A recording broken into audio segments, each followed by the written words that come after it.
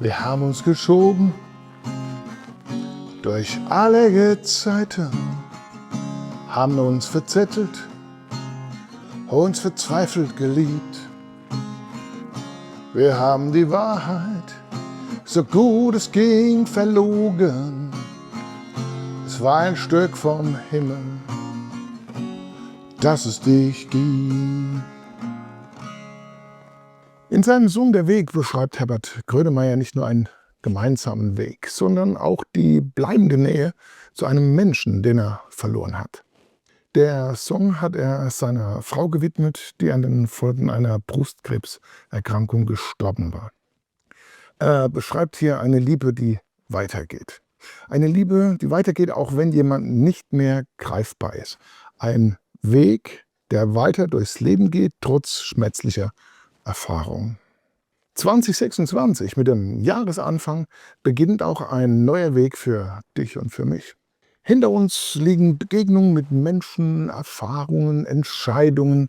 Manche davon waren schwer, manche voller Dankbarkeit und voller Licht.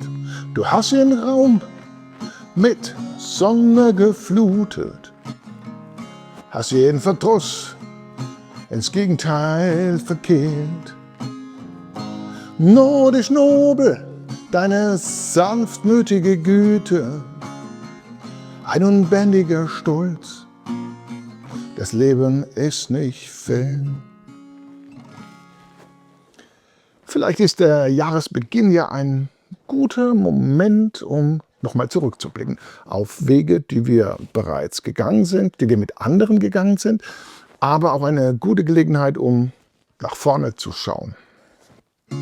Ich gehe nicht weg, hab meine Frist verlängert. Neue Zeitreise, offene Welt. Hab dich sicher in meine Seele. Ich trag dich bei mir, bis der Vorhang fällt. Also auf zu einer neuen Zeitreise in eine offene Welt.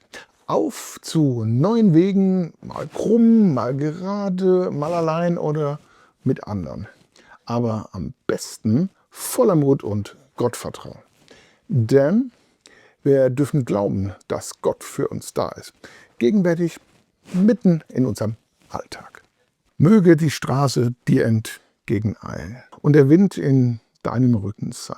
Und bis wir uns wiedersehen, halte Gott dich fest in seiner Hand.